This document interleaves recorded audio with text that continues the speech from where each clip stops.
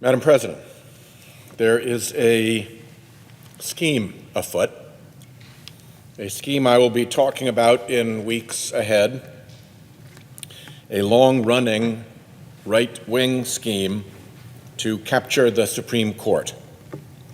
Special interests are behind the scheme. They control it through dark money, hundreds of millions of dollars in anonymous, hidden spending. We will dwell in later speeches on how the scheme operates. This first speech seeks its origins. The scheme is secret, and because of its secrecy, it's hard to know exactly where the story should begin. But one place you could begin is with a corporate lawyer, the Virginian Lewis Powell. An authorized biography of Lewis Powell by his fellow Virginian, renowned UVA law professor John Jeffries, reveals Powell to be a tough and incisive lawyer, willing and able to make sharp, even harsh decisions, but a man of courtly and decent manners, well settled in the white male social and corporate elite of Richmond, Virginia. There, he developed his legal and business career through the 1950s and 1960s. A successful corporate law practice often entailed joining corporate boards. Richmond was a home to big tobacco, and Powell's legal career led him on to Richmond's tobacco and other corporate boards. Richmond was Virginia's sibling rival to Charlottesville, which could boast of Thomas Jefferson's nearby Monticello, his renowned University of Virginia, and all the cultural and academic vibrancy bubbling around that great university. Richmond was the working sibling, hosting the state's capital and its political offices, and serving as its corporate center. Powell was an ambitious Richmond corporate lawyer.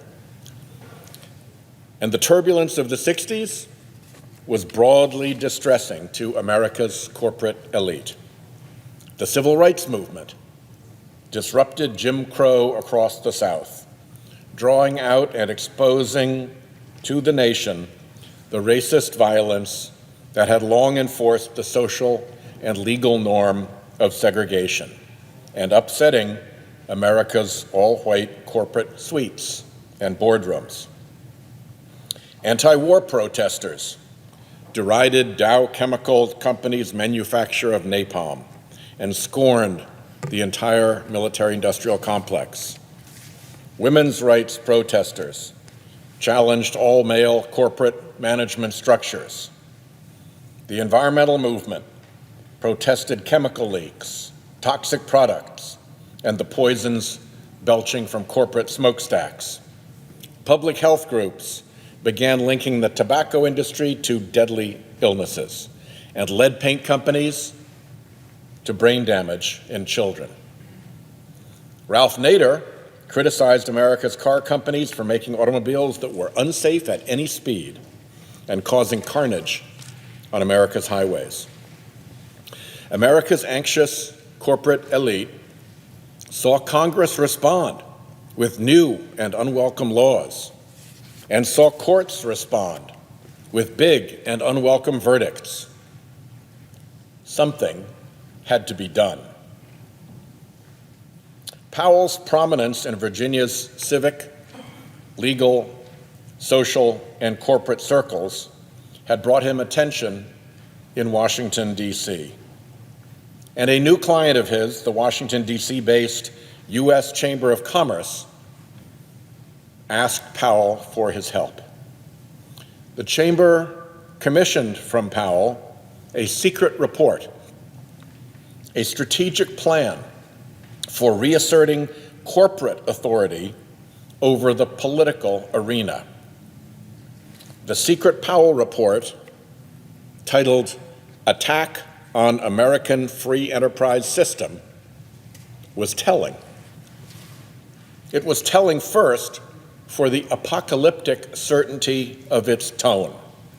Powell's opening sentence was, "No thoughtful person can question that the American system is under broad attack." By that, he meant the American economic system, but that assertion was footnoted with the parallel assertion that, and I'm quoting him again, "the American political system of democracy under the rule of law is also under attack." This was, Powell asserted, quite new in American history. Business and the enterprise system are in deep trouble, he wrote, and the hour is late. The secret Powell report was an alarm. The report is populated with liberal bogeymen: the bombastic lawyer William Kunstler, the popular author of Greening of America, Charles Reich, the consumer advocate Ralph Nader, whom Powell said there should be, and I'm quoting here, "no hesitation to attack." Against them, Powell set establishment defenders like columnist Stuart Alsop and conservative economist Milton Friedman. Powell cloaked the concerns of corporate America as concerns of individual freedom, a rhetorical framework for corporate political power that persists to this day. The battle lines were drawn. Indeed, the language in the Powell report is the language of battle. Attack, frontal assault, rifle shots, warfare. The recommendations are to end compromise and appeasement, his words, compromise and appeasement, to understand that, as he said, the ultimate issue may be survival, and he underlined the word survival in his report, and to call for the wisdom, ingenuity, and resources of American business to be marshaled against those who would destroy it. Well, for this, you had to have a plan, and the Powell plan was to go big.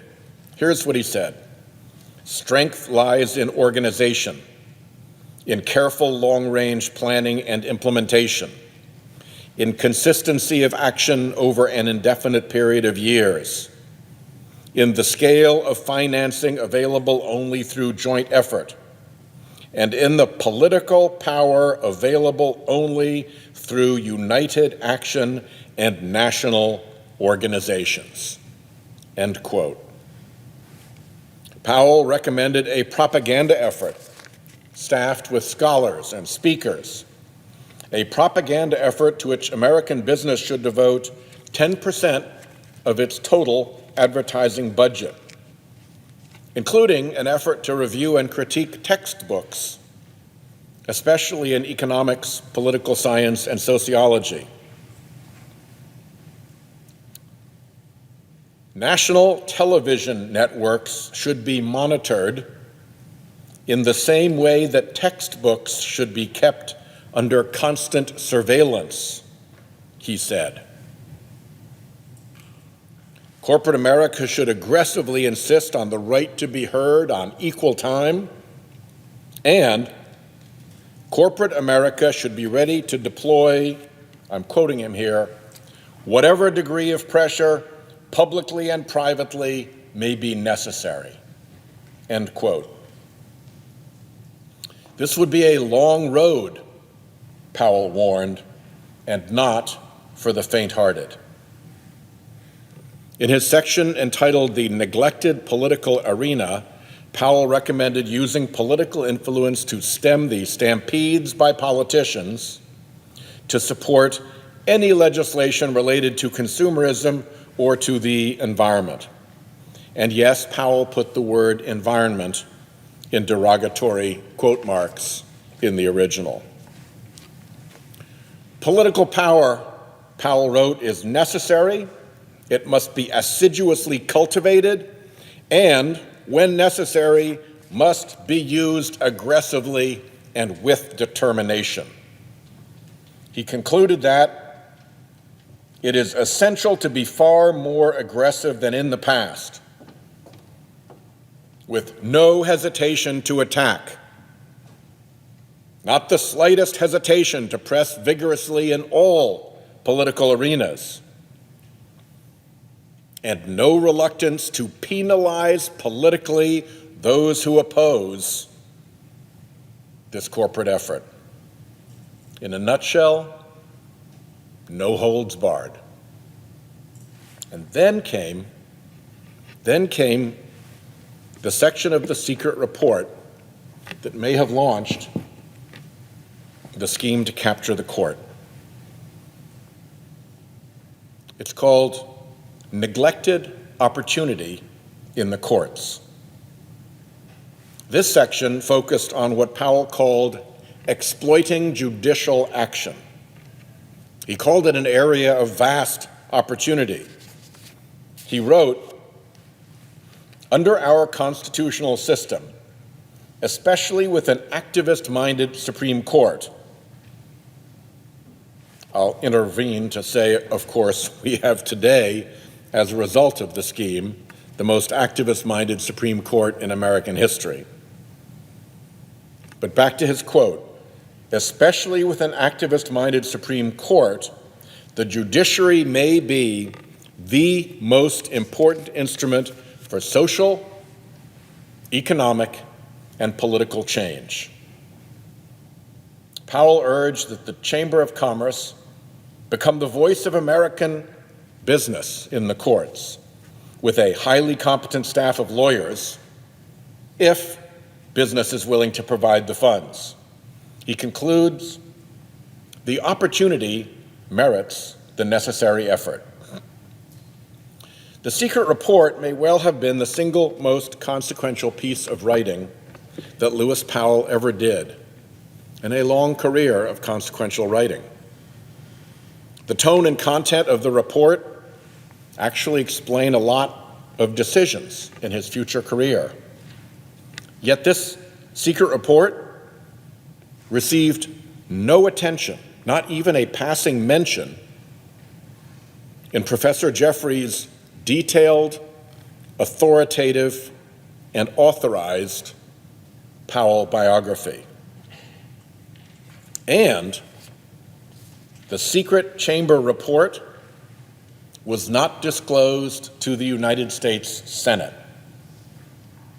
In Senate confirmation proceedings, when shortly after delivering his secret report to the U.S. Chamber of Commerce, Lewis Powell was nominated to the United States Supreme Court by President Richard Nixon. The secret report was dated August 23, 1971. 2 months later, on October 22nd, Nixon nominated Powell to the Supreme Court. Lewis Powell was sworn in as an Associate Justice of the Supreme Court on January 7, 1972, less than 6 months after this secret report was delivered to the chamber. To be continued. I yield the floor.